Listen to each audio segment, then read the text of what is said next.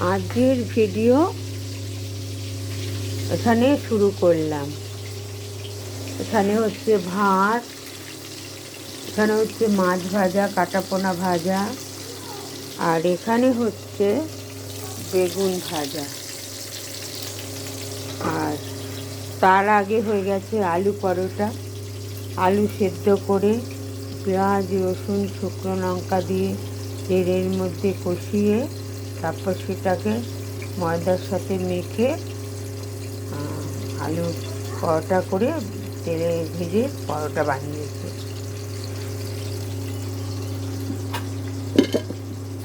সব হয়নি, কিছু এখনো রয়েছে, আরও হবে। আর এদিকে হয়েছে ফুলকপি ধনেপাতা বাটা দিয়ে ফুলকপি কষা, জিরে ফোড়ন দিয়ে ফুলকপিটাকে ভেজে ভালো করে নরম হয়ে গেলে ধনেপাতা দিয়ে নামিয়ে নিয়েছে, ধনেপাতা বাটা। আর এখানে হচ্ছে শিম ভর্তা, শিম কাঁচা লঙ্কা সেদ্ধ করে, রসুন সেদ্ধ করে মিক্সিতে বেটেছি, তারপর তেলের মধ্যে কালো জিরে ফোড়ন দিয়ে, শুকনো লঙ্কা ফোড়ন দিয়ে শিমটাকে ভালো করে তেলের মধ্যে নেড়ে নিয়েছি। এটা ভর্তার মতো দুপুরবেলা খাবো। এই হচ্ছে আজকের রান্না। এখানে দুধ জাল দেওয়া আছে, এখানে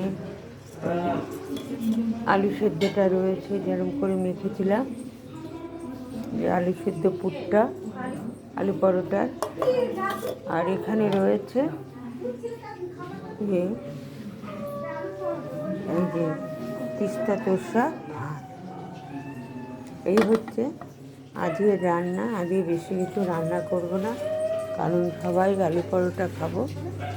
আলু পরোটা শিখা এখনও বানাচ্ছে আলু পরোটা।